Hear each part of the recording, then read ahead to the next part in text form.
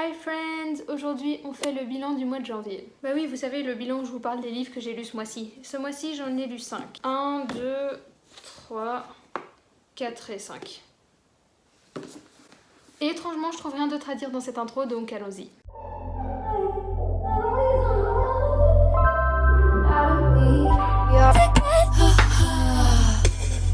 J'ai commencé le mois de janvier en lisant Ne me touche pas, qui est le premier tome de la saga Insaisissable de Tahereh Mafi. Et comme c'est bien connu, le 1er janvier c'est pas fait pour changer, il s'agit d'une relecture. C'est une romance dystopique dans laquelle on va suivre l'histoire de Juliette, une adolescente qui a été enfermée parce qu'elle est dangereuse, parce qu'elle a un toucher létal. Ça fait donc 264 jours qu'elle est prisonnière, qu'elle n'a vu personne et qu'elle devient petit à petit folle, quand on lui annonce qu'elle va bientôt devoir partager sa cellule avec un co-détenu. Et quand ce mystérieux co-détenu arrive enfin, elle va se rendre compte que peut-être que c'est pas un inconnu. Et donc à partir de là, on va suivre l'histoire de Juliette qui a ses pouvoirs qui pour elle sont une malédiction mais dont tout le monde essaye de profiter. On va donc la suivre alors qu'elle se bat pour gagner son indépendance et peut-être qu'au passage elle va tomber amoureuse.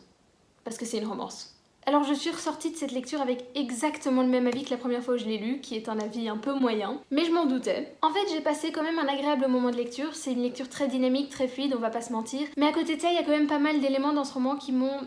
Je vais pas dire dérangée, mais qui m'ont pas entièrement satisfaite. J'ai trouvé que la romance était quand même un peu surfaite, un peu cliché ou un peu too much. Bon après c'est une romance. Mais c'est clair que la dystopie passe vraiment au second plan parce que, du moins pour ce qui concerne ce premier tome, l'univers est vraiment très peu développé. On nous dit et on sait qu'on est dans une société dystopique, mais on nous le montre très peu et on nous l'explique très peu. Et ça, j'ai trouvé que ça manquait un petit peu. Et en plus de ça, j'ai trouvé que l'intrigue était quand même vachement linéaire. On commence à un endroit et on savait déjà où ça allait. Il n'y a pas eu d'énormes surprises dans ce roman, c'était assez prévisible. Mais après, on sent vraiment que c'est que un premier tome et en arrivant à la fin, on voit qu'il y a pas mal de potentiel et on voit que ça promet. Et en gros, c'est essentiellement pour ça que j'ai relu ce premier tome, c'est parce que je suis curieuse de lire la suite, j'ai envie de savoir vers où ça va. Et c'est pas du tout comme si j'avais été influencée par tout le monde qui en parle partout.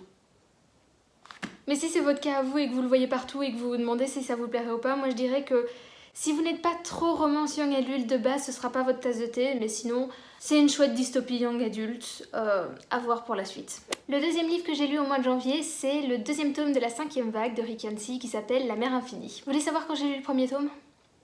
Décembre 2018. Et je veux pas me vanter, mais je suis parvenue à lire ce deuxième tome sans pratiquement rien me rappeler du premier tome. Il y a vraiment pas de quoi se vanter. Alors celui-ci c'était une lecture commune avec Litchi, on va la mettre ici, Litchi. Et c'était une bonne lecture. Ok, alors rapide résumé du tome 1. Invasion extraterrestre et adolescente qui essaie de sauver sa peau. Ça vous intrigue? Alors certes j'ai attendu 2 ans pour lire la suite, mais en vrai j'avais bien aimé ce premier tome. Je vous mettrai la chronique que j'en ai fait à l'époque en barre d'infos, que j'en ai fait à l'époque, je ne sais plus parler français. Et j'ai trouvé que ce deuxième tome était moins bien que le premier, il était moins dynamique et l'intrigue était plus confuse, mais il est loin d'être mauvais pour autant. Le style de l'auteur est toujours aussi chouette et on a toujours autant envie de suivre ces personnages qui d'ailleurs deviennent de plus en plus intéressants. Mais le petit bémol de ce livre c'est quand même l'intrigue. Je sais pas si c'est sa structure ou bien son contenu en tant que tel, mais elle avait beaucoup moins de consistance que dans le premier tome. En fait il se passe plein de choses, il y a des retournements de situation, des prises de décision, etc. Mais au final, quand on prend un peu de recul et qu'on regarde du début à la fin du tome, on n'a pas beaucoup avancé, il se passe vraiment rien en fait. Ça veut pas dire que ce deuxième tome est inintéressant pour autant, parce que dans ce tome-ci, on sent que Rick Yancey il a vraiment décidé de se pencher sur ses personnages, et ça pour moi c'est une réussite. Donc voilà, un petit peu moins bien que le premier tome, mais c'est une bonne suite, et j'ai hâte de découvrir la fin de cette trilogie. J'ai ensuite lu en 3e position, ouais c'est pas des positions mais... Le 3e livre que j'ai lu en janvier, c'était un livre pour les cours, un livre pour mon cours d'anglais.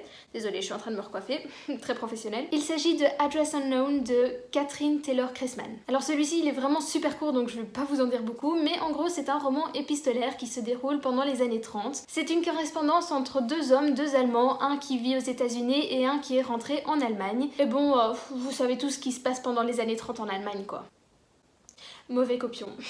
Je note toujours quelques mots pour savoir ce que je vais raconter parce que moi j'oublie, mais il faut prendre le bon bout de papier.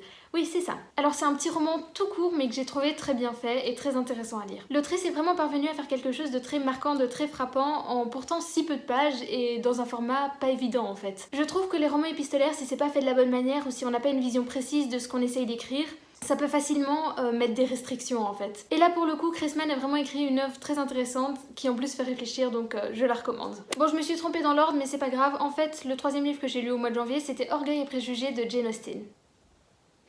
J'ai beaucoup aimé ce livre. Ça faisait vraiment super longtemps que j'avais envie de découvrir Jane Austen, Orgueil et Préjugés surtout, c'est un classique, tout le monde connaît, et je n'avais jamais lu. And boy was I not disappointed. J'allais dire comme toujours, mais non, comme parfois. Il y a une chronique sur le blog si vous voulez avoir mon avis détaillé, mais donc en quelques mots, j'ai vraiment adoré l'ambiance du roman, j'ai adoré les personnages, j'ai adoré leurs relations, j'ai adoré l'évolution subtile, intelligente et très satisfaisante des relations des personnages. Et j'ai aussi trouvé que le style de Jane Austen accompagnait de manière très intelligente ce développement et cette évolution des personnages. J'ai eu cette impression que la première partie du roman c'était fort des dialogues et plus on avançait dans le roman, plus on découvrait les personnages et on comprenait leur subtilité et ce qui pouvait potentiellement se passer dans leur tête, au plus la narration devenait plus intense, profonde, plus elle nous faisait réfléchir et plus elle était recherchée. Enfin, pas que le début n'était pas recherché, mais le début paraissait plus simple, où c'était juste des dialogues et des paragraphes dans lesquels on vous expliquait simplement les faits. Et à mesure qu'on avance dans l'histoire, ce style change un peu et j'ai trouvé ça super pertinent avec l'histoire. Après, c'est peut-être moi qui me le suis imaginé, mais si c'est le cas, je considère que mon imagination a très bien appréhendé cette œuvre.